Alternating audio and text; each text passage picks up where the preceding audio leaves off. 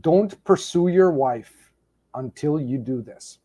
So a little context around what we're going to be talking about. So um,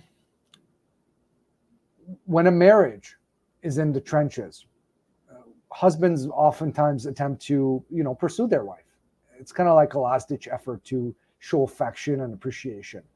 Not even a last-ditch effort, because sometimes it happens in the beginning. Now, this 99% of the time doesn't work when trying to save your marriage, okay? The only reason you know your marriage is in trouble and like really aware is because your wife gave you the slap. This is the, I love you, but not in love with you. I want to divorce or separate. I cheated on you, or you found about it somehow that she cheated on you. So the only reason you know that things are really bad in the marriage is because you got the slap, right? Now, the time when your wife gives you the slap is when she's no longer trusting you at all, right? Like nada, nothing, zero, no trust at all, right? She felt suffocated more and more leading up to it. She has lost her identity more and more. She's checked out, and like most women, she believes the grass is greener on the other side without you, okay? And the biggest takeaway here is that trust is at zero, okay? Now, how does pursuit kind of have to do with all of that? That's what we're going to go into, okay? This is what we're going to speak to now for the next few minutes, and look at the relationship of pursuit with the relationship, trust with the relationship, and then how pursuit and trust are related or within the relationship. Okay, so let's look at the first one, which is pursuit in relationship. So obviously pursuit is part of the relationship. It's a component, whether it's emotional or physical pursuit. Okay, now your wife, when she gives you the slap, wants nothing to do with the relationship at all. So pursuit being part of the relationship, in her mind, she doesn't want to do anything with pursuit because she doesn't want to do anything that's connected to the relationship between you and her. Okay? She doesn't want to talk about it or act on it in any way, shape, or form. Okay? Especially physical. Because the foundation for physical intimacy is emotional intimacy. Emotional intimacy typically comes first before it goes into intimate physical. Okay? Okay, now let's look at trust in a relationship. So trust is foundational to a healthy relationship for obvious reasons, right? But without trust and knowing how to implement it, like you're doomed. You need to be able to choose to trust. Here's the thing though, trust implementation for you is very different than for your wife. So trust for the masculine is a choice. It's not a feeling. But trust for your wife is a feeling. The feminine feels, then acts. The masculine acts and then feels. So your feelings can be controlled and derived from the actions you take. For your wife, it's the opposite. She feels, and those feelings guide her actions. Okay? So her trusting you is going to be heavily dependent on how you make her feel, or how she perceives you make her feel, how she perceives herself making her feel, right? And all the different components that impact her feelings. But trust for your side is more of a choice. Now you're probably thinking, okay, well, I don't really relate to that because I don't feel like I can trust my wife, and I get that. We've done a live about this, and we have some other videos. I highly recommend you watch them. Those are bullet-driven behaviors. The reason why you think trust is a feeling is because your bullets are protecting you to avoid trusting somebody that has hurt you in the past. Why? Because you don't know how to deal with the hurt. And removing a bullet is suppressed hurt. When you get rid of suppressed hurt, it no longer impacts you. There's no more threat. So you have the ability to choose to trust, or to choose not to trust somebody, which is also fine, but it's no longer emotionally driven.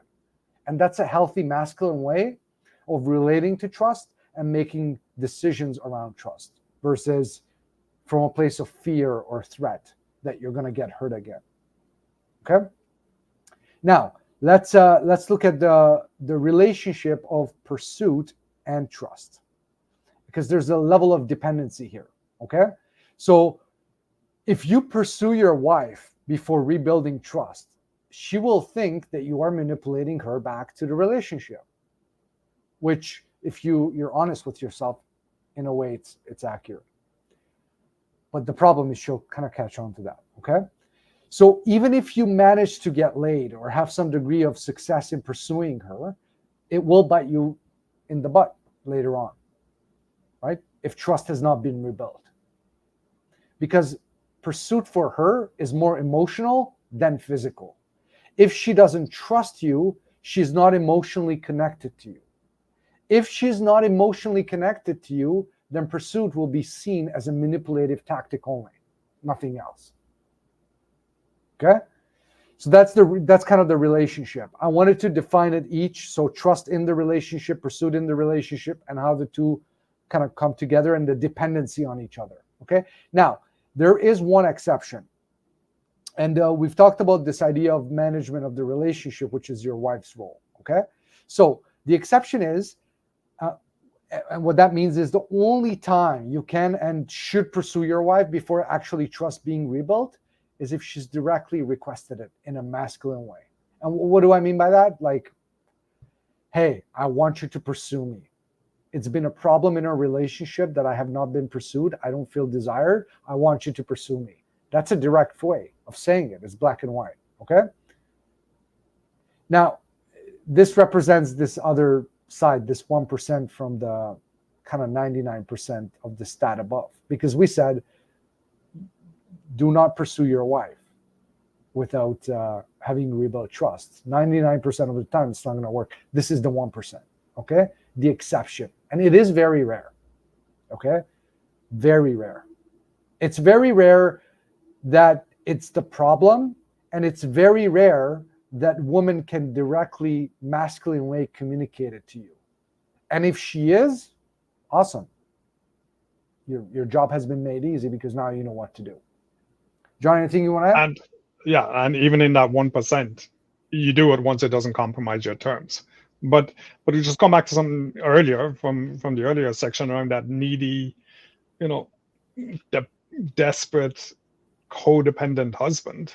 That's a big driver when men enter TBH as well. Like, I think a lot of that connection, the desire to pursue, is also driven from the place of insecurity. It's driven from that, hey, well, at least if she has sex with me, she must still love me, right? So it's not even about the manipulation of her. It's about trying to get to that place of control and security for him, going, okay, at least if I get this little lifeline, then there might still be home.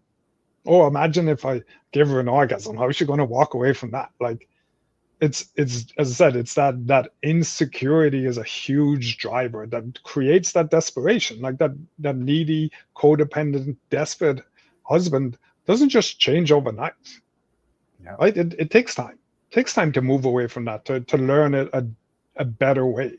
And in that window, that's why hey, ignoring that there's no trust being built. Ignore the fact that, hey, she just gave you the slap. Like, she is emotionally checked out. Men will, turn a blind eye to all of that because of the desperation.